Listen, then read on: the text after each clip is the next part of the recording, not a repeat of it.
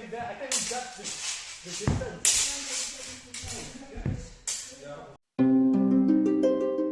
Hello there, it's Oscar at the Virtual Factual.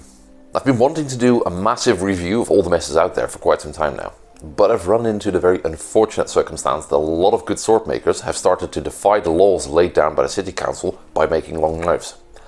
You know who you are. Ultimately that video is still going to get made at some point, but at this point I need to collect a little bit more data. That is, I need to go and play with a couple more messes before I can finalize my verdict on them. And this is just one of these projects that seemed very nice in the beginning, but the scope of it kept expanding a lot. Lately though, a lot of people have been asking me questions about sparring messes. Which one do I like best? Which one would I recommend? And until I could actually get to do that massive review of all messers, I figured it would be a fun idea to do a video on what makes a good sparring messer by comparing 3 models that I like a lot. And the 3 models in question are Landsknecht Emporium Karl, Krieger Messer M1, SIGI Messer with a straight blade. So why these 3 messers, you may ask? Well, because I like them and because I have them. In fairness, there's a lot of messers out there that are suitable for sparring, but for a variety of reasons, ranging from I don't own one, through they're not made anymore, all the way to it's an irredeemable piece of shit that no one should be using, I've decided to pick these 3 because I like them and I have them.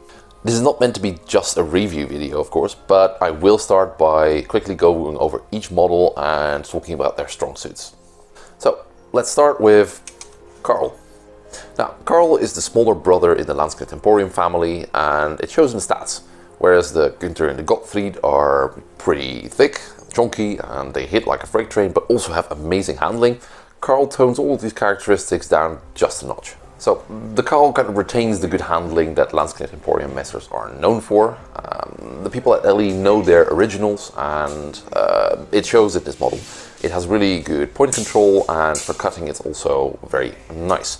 So the handling overall is pretty amazing for the Karl. Even though it might not be as great as Gottfried or Günther, the fact that this one is suitable for hard sparring makes it more than worth it. There are some safety concerns with the Karl though. First off, we need to talk about the nagel. All nagels can be a safety hazard. They can catch on protective gear, they can get inside of gloves, and if they drop on the ground with the nagel up, you really don't want to fall on them. But it gets just a little bit worse if you have a very narrow nagel like this one has.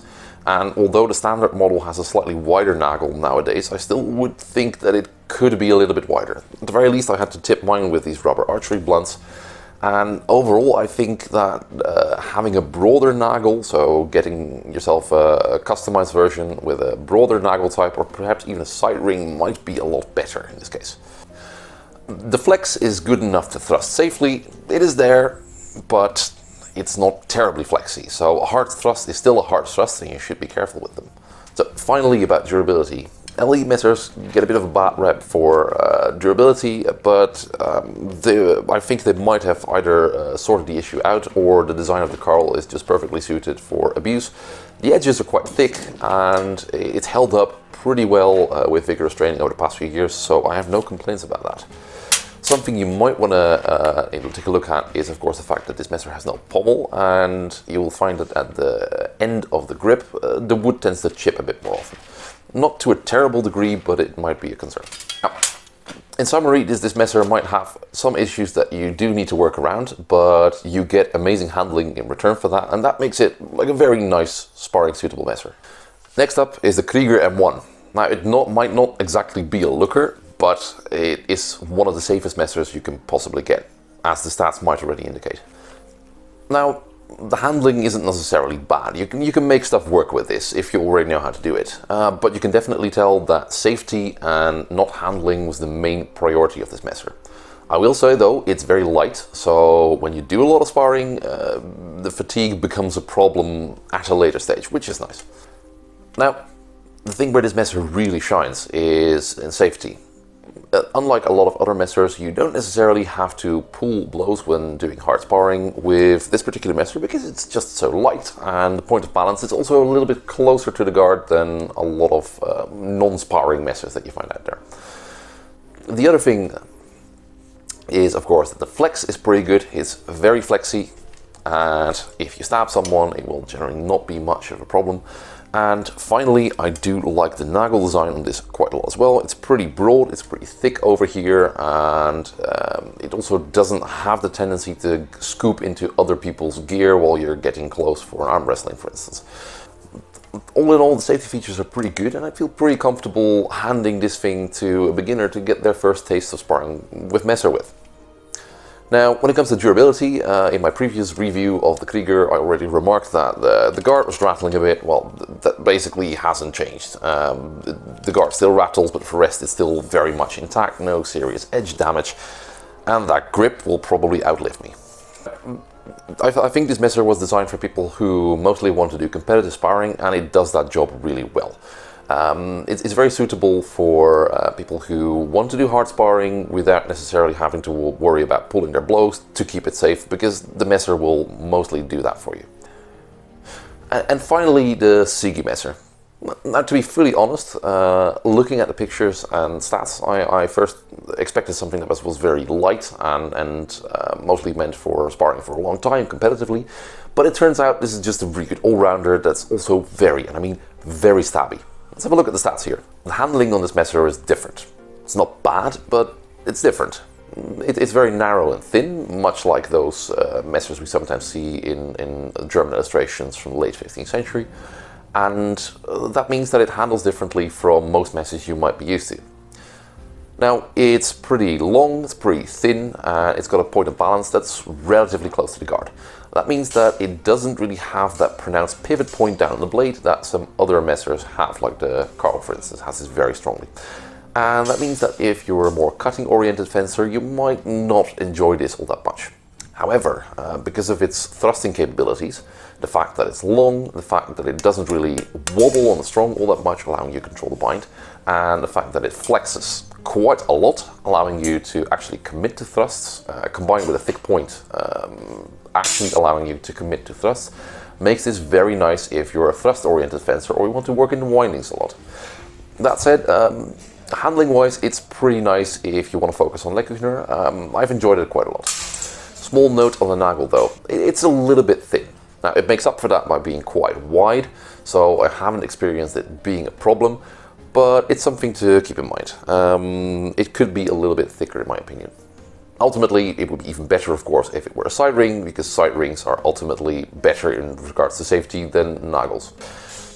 Now, for durability, it's pretty much what we've come to expect of SIGI. Very durable, no serious edge damage despite sparring a lot with it over the past few months, and overall it's really good. This messer is really nice for people who want something different in handling, something more thrust-oriented, while not necessarily compromising the safety of their partners. Now, to get to the whole point of the video, which messer should you buy? Well, the one that you like the most. Really, you don't need me to tell you what to think. I like all of these, I train with all of them, and I don't play favorites.